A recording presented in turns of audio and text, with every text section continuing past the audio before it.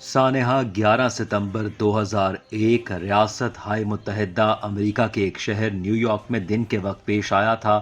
اس حادثے میں 4 فضائی مسافر بردار طیارے اغوا ہو کر امریکی سرمایہ دارانہ برتری کی علامت ورلڈ ٹریڈ سینٹر سے ٹکرا دیے گئے، جن کی 100 سے زیادہ منزلیں تھیں۔ اس حادثے کے نتیجے میں یہ عمارتیں مکمل زمین بوس ہو گئیں اور ہزاروں لوگ جان سے گئے۔ اس میں امریکہ سے 4 طیارے اغوا کیے گئے جو امریکہ میں مختلف اہم مراکز پر گرائے گئے، جن میں ورلڈ ٹریڈ سینٹر کے دونوں برج مکمل طور پر تباہ ہو گئے۔ اس دن کو 9/11 کے نام سے یاد کیا جاتا ہے۔ 11 ستمبر 2001 صبح قریباً 8 بجے یہ حادثات پے در پے رونما ہوئے۔ پہلے ایک مسافر بردار بوئنگ طیارہ 757 نیو یارک کے 110 منزلہ ٹاور سے ٹکرایا۔ اس کے 18 منٹ بعد ہی دوسرا بوئنگ 757 بھی دوسرے ٹاور سے ٹکرا گیا۔ 2 مسافر ہوائی جہاز نیو یارک میں ورلڈ ٹریڈ سینٹر کی بلند و بالا عمارتوں سے ٹکرا گئے، جن سے یہ عمارتیں منہدم ہو گئیں۔ اس کے ٹھیک 1 گھنٹے بعد ایک اور اغوا شدہ مسافر جہاز بوئنگ 757 بھی امریکی محکمہ دفاع کے ہیڈ کوارٹر پینٹاگون پر گرایا گیا، جس سے پینٹاگون جزوی طور پر تباہ ہو گیا۔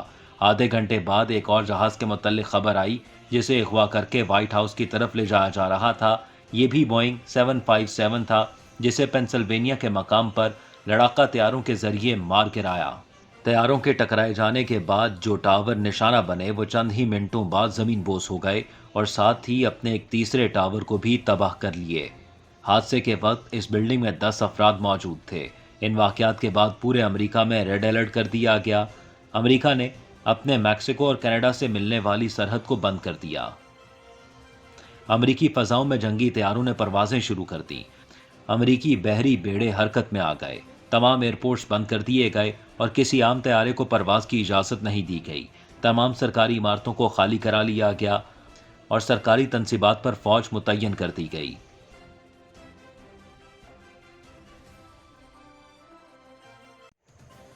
بانی پاکستان قائد اعظم محمد علی جناح کا یوم وفات انتہائی عقیدت و احترام سے آج منایا جا رہا ہے۔ اس موقع پر سرکاری اور نجی سطح پر مختلف تقریبات کا اہتمام بھی کیا جا رہا ہے۔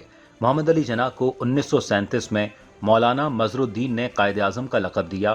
ان کی ولولہ انگیز قیادت میں مسلمانان ہند نے الگ وطن پاکستان حاصل کیا اور انگریزوں کے تسلط سے چھٹکارا پایا۔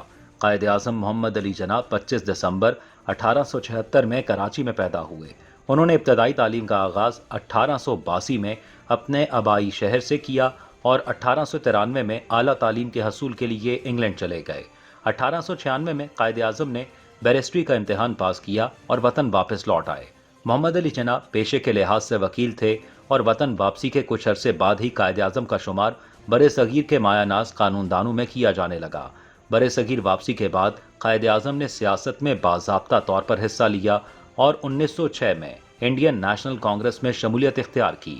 کانگریس کا حصہ بننے کے بعد انہیں اندازہ ہوا کہ یہ جماعت برصغیر کے تمام باسیوں کی نہیں بلکہ صرف ہندوؤں کی نمائندہ جماعت ہے۔ قائد اعظم نے 1913 میں آل انڈیا مسلم لیگ میں شمولیت اختیار کی، مگر امید کا دامن نہ چھوڑا اور کانگریس کے ساتھ بھی کام کرتے رہے۔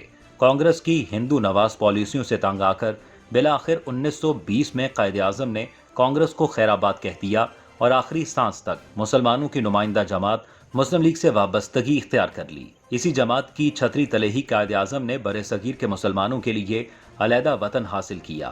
قیام پاکستان کے بعد قائد اعظم اس پاک وطن کے پہلے گورنر جنرل بنے اور 11 ستمبر 1948 میں وفات تک اس عہدے پر تعینات رہے۔ قائد اعظم محمد علی جناح، جنہوں نے برصغیر کے مسلمانوں کو علیحدہ وطن دلایا، پاکستان کے لیے بہت کچھ کرنے کے خواہش مند تھے، لیکن ان کی بیماری نے ان کے تعمیری منصوبوں کو پایہ تکمیل تک نہ پہنچنے دیا اور مسلمانان ہند نے 11 ستمبر 1948 کو اپنے اس عظیم رہنما کی قیادت سے محروم ہو گئے۔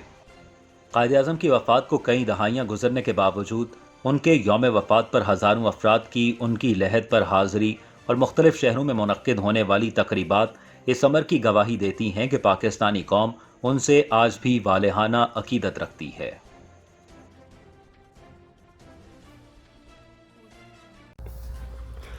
شمالی امریکہ میں اردو کے پہلے اخبار اردو ٹائمز کے بانی ایڈیٹر و پبلشر خلیل الرحمان کی گمشدگی و برآمدگی۔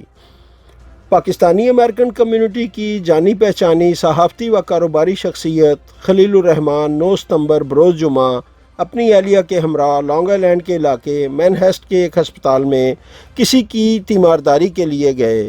एक वक्त में एक विज़िटर की पाबंदी की वजह से उनकी एहलिया ने खलीलुर रहमान को वेटिंग रूम में बिठाया और ख़ुद मरीज़ की आदत को चली गईं।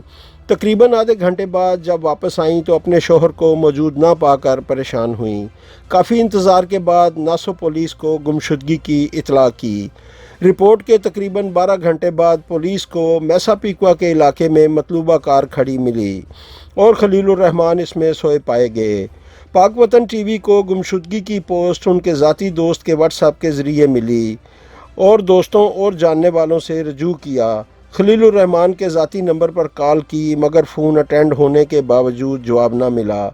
बरोज़ हफ्ता दिन 3 बजे के करीब खलीलुर रहमान के करीबी दोस्त वकील इंसारी की जानिब से उनके बखरियत मिल जाने की इतला मिली तो तफसीलात से आगाही हुई। खलीलुर रहमान इस वक्त हस्पताल में हैं। उन्हें डायमेंशिया का मर्ज़ लाहक है।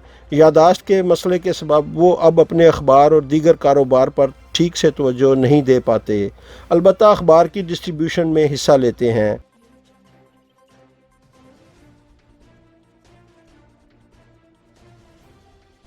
कुछ अर्सा कबल जब मेरी खलीलुर रहमान से पाक वतन टीवी और अखबार के हवाले से मुलाकात हुई तो उन्होंने अपनी ज़ाती और कारोबारी ज़िंदगी पर तफसीली गुफ्तगू की।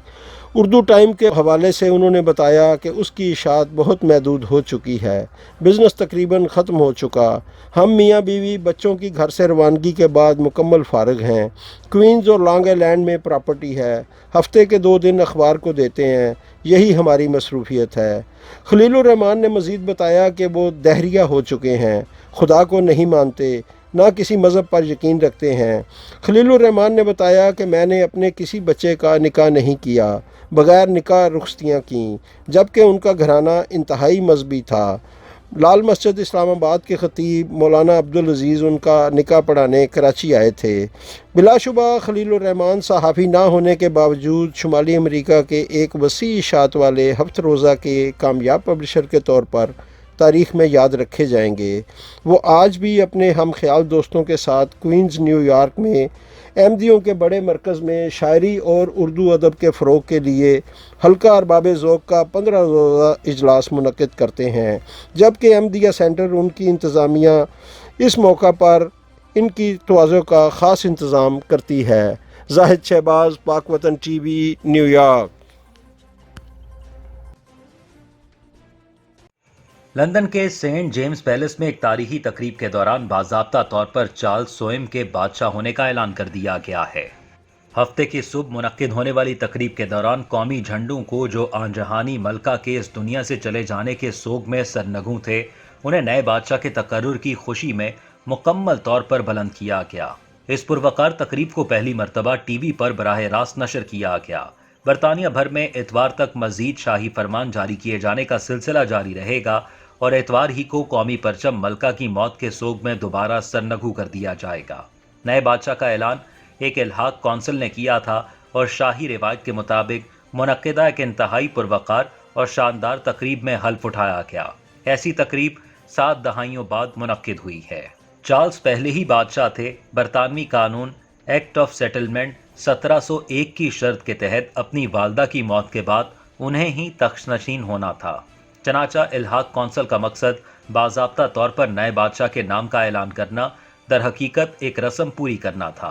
आमतौर पर यह रियासत के सरबरा की मौत के 24 घंटों के अंदर हो जाता है, लेकिन इस मरतबा मलका एलिज़ाबेथ दोम की मौत के बाद बकिंगम पैलेस के बहुत करीब सेंट जेम्स पैलेस में इस तकरीब के इनाकाद में ज़रा ज़्यादा वक्त लग गया।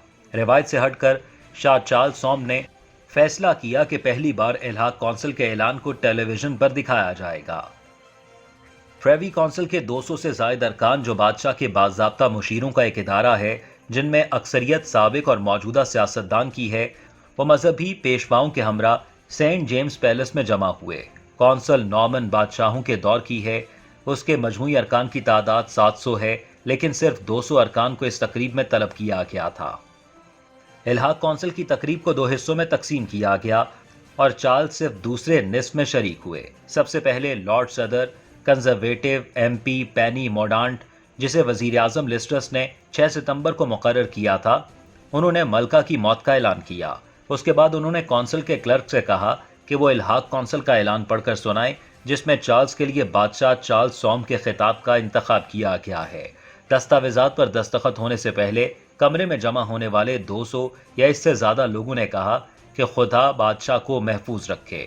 پرنس ولیم، وزیر اعظم لیز ٹرس اور آرچ بشپ جسٹس ویلبی یہ سب دیکھ رہے تھے۔ This public service message is brought to you by پاک وطن۔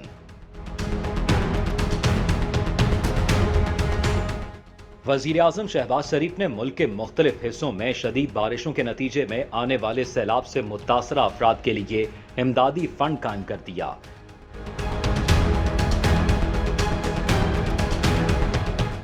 سیلاب زدگان کے لیے رقوم پرائم منسٹر ریلیف فنڈ 2022 کے اکاؤنٹ نمبر G12164 میں جمع کرائی جا سکتی ہیں۔